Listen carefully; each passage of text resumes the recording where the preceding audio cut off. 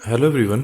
आज है 25 अक्टूबर 2025 के करंट अफेयर को हम डिस्कस करेंगे। इसमें हम मेनली हरियाणा करंट अफेयर को हम डिस्कस करते हैं। तो चलिए स्टार्ट करते हैं। आज का पहला क्वेश्चन में पूछा गया है कि हरियाणा के किस जिले के खिलाड़ी जिसका नाम क्या है नीरज चोपड़ा है, जिनको एक पद दिया गया है, किस चीज कौन सा पद दिया है, लेफ्टिनेंट कर्नल का पद दिया गया है, वो कहाँ से हैं?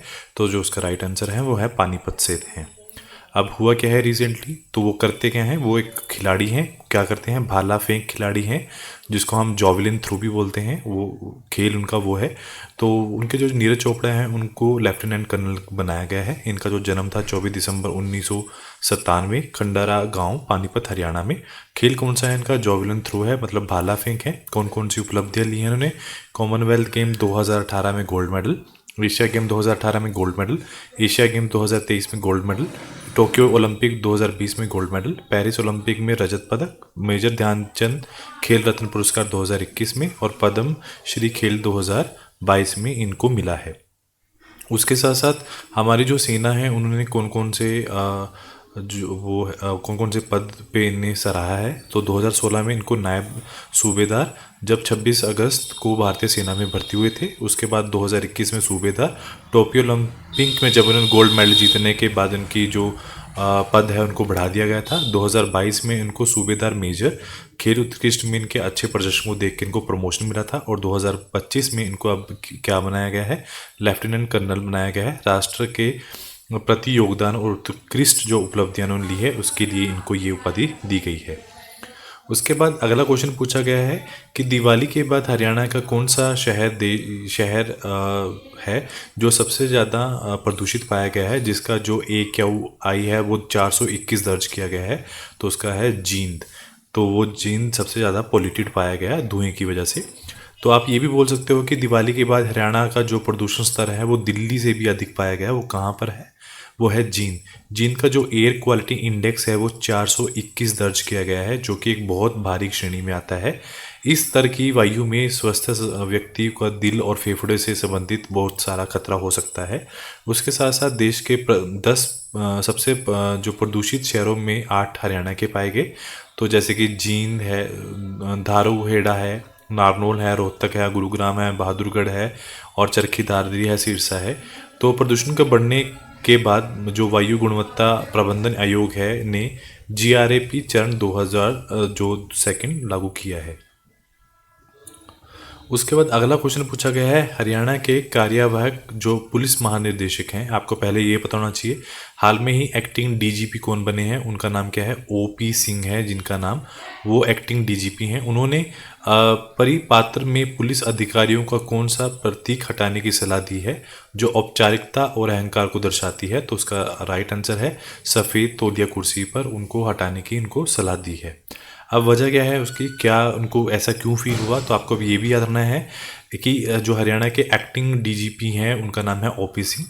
OP सिंह ने पुलिस अधिकारियों को अपने दफ्तर में औपचारिकता और अहंकार का जो प्रतीक हटाने की सलाह दी है। उनका कहना है कि टेबल का आकार छोटा करो और जो कुर्सी और सफ़ेद तो यो मत डालो जो वो रखते हैं, अपनी कुर्सी को आगतु की कुर्सी जैसा ही रखो।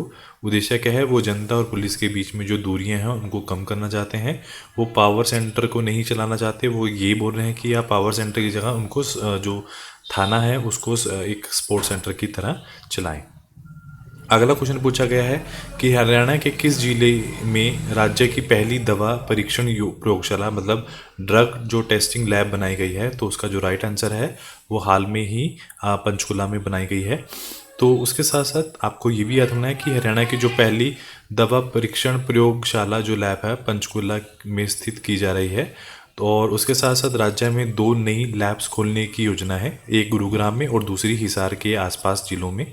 और एक चीज़ आप ये भी याद रखोगे कि रिसेंटली करनाल और अमृतसर में अंतर्राष्ट्रीय स्तर पर बासमती टेस्टिंग की लैब बनी है, और पंचकुला में फूड एंड ड्रग टेस्टिंग की लैब भी बनाई गई है। उसके बाद अगला क्वेश्चन पूछा गया है कि हरियाणा में कितने जिलों में खेलो इंडिया केंद्र खोले जाएंगे? तो उसका जो राइट आंसर है वो 5 जिलों के अंदर ये खोले जाएंगे। तो वो जिले कौन कौन से हैं जिनके अंदर ये जो खेलो इंडिया जो केंद्र खोले जाएंगे। तो वो 5 जिलों के नाम हैं। सबसे पहला है हिसार, सिरसा, नूह, सोनीपत, करनाल में जो है खेलो इंडिया केंद्र खोले जाएंगे। इसके साथ आप ये भी याद रखोगे कि जो राजीव गांधी खेल रत्न पुरस्कार जीतने वाले हरियाणा के प्रथम खिलाड़ी का नाम क्या था, विजेंद्र सिंह, और उन्होंने कब जीता था, 2009 में। हिसार के जो हॉकी खिलाड़ी दीपिका को विश्व हॉकी में प्रतिष्ठित जो पॉलीग्रास मैजिक स्किल अवार्ड 2000 अवार्ड से सम्मानित किया गया है। ये देश की पहली खिलाड़ी हैं जिनको ये सम्मान हाल में ही प्राप्त हुआ है। उसके बाद अगला क्वेश्चन पूछा गया है, हरियाणा सरकार ने नए जिलों और तहसीलों की स्थापना के लिए प्रशासनिक सीमाओं में बदलाव की अंतिम तिथि कौन सी निर्धारित की है। तो उसका राइट आंसर है 31 दिसंबर 2025 तक उन्होंने बढ़ा दी है। तो अभी हुआ क्या है, जो रजिस्ट्रार जनरल हैं एंड जनगणना जो आयुक्त हैं, कौन उनका नाम क्या है, मृत्युंजय कुमार नारायण है। उन्होंने प्रदेश सरकार को प्रशासनिक सीमाओं में बदलाव के लिए 31 दिसंबर 2025 का समय दिया है। यह अवधि बदलाव नहीं किया गया तो अगला परिवर्तन जनगणना शुरू होने के बाद 1 अप्रैल 2026 के बाद ही संभव होगा।